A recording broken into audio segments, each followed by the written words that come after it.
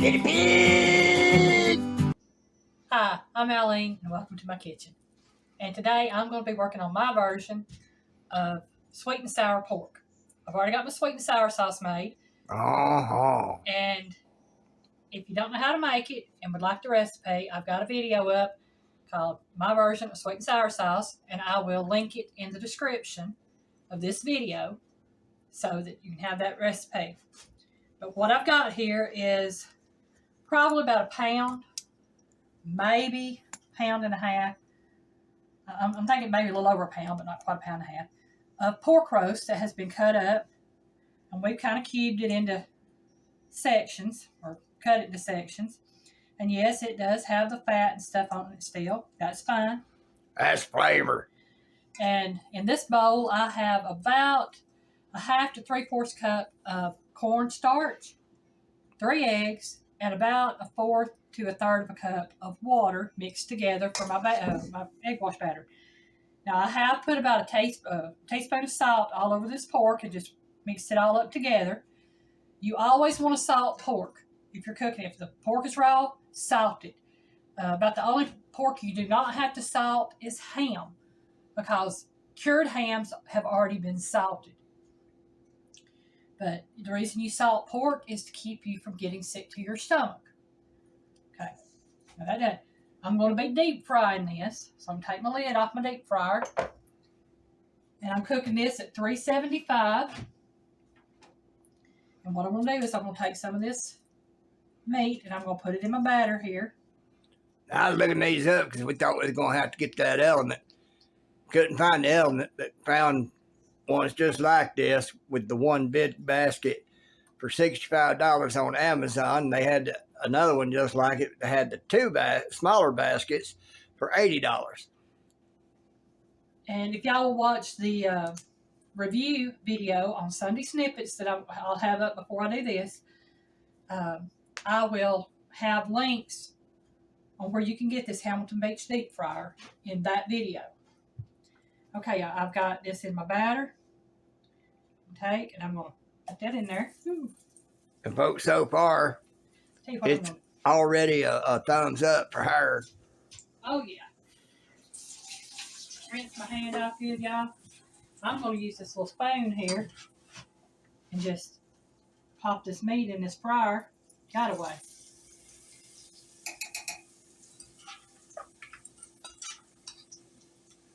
That works. Yeah.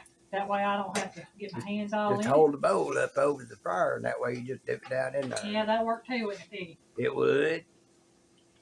And I wouldn't drip everything everywhere. That way you don't have to worry about the drippage.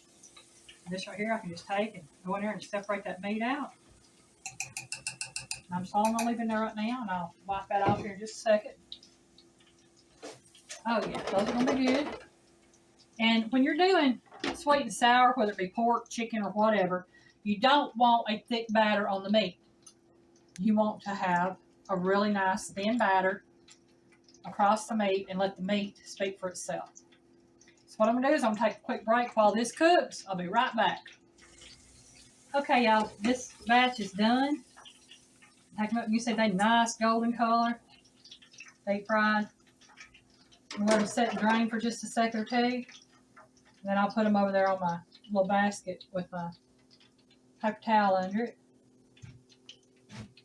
And they look good.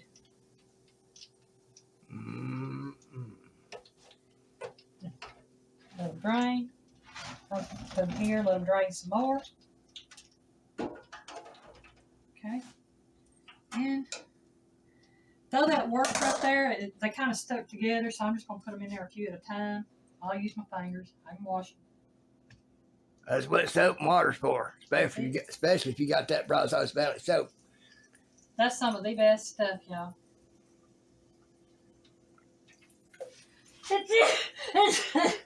Excuse me, folks. Especially ×2. I don't even know where that can come from because I haven't got any pepper in any of this. Usually it's the pepper that sets me off. The pepper makes it taste good.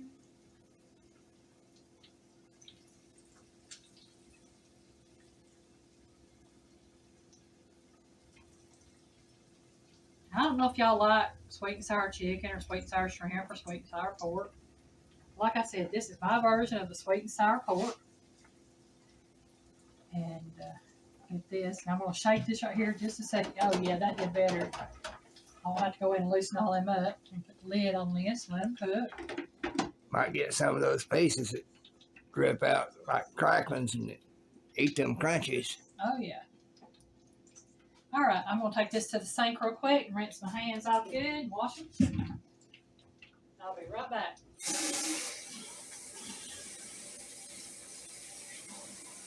Okay. Here she comes, folks. Okay. I'm going to try one of these without the sweet and sour sauce just to see how it tastes. Try me a small one. I don't want a very big one. Now, as you can see, I got a small one here. I got mine. That goes up. Mm-hmm.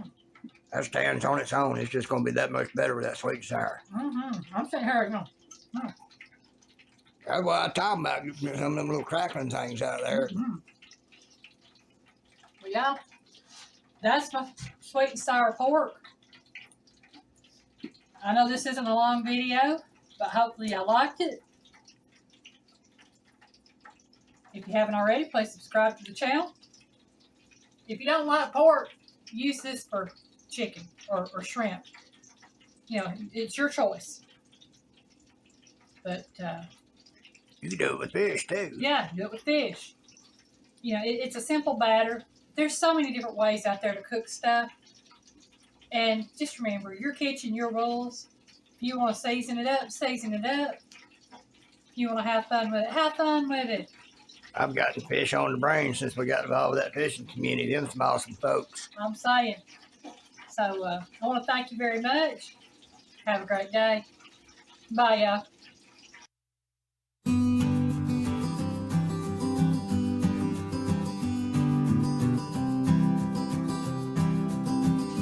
Bye, y'all. Where's my boy?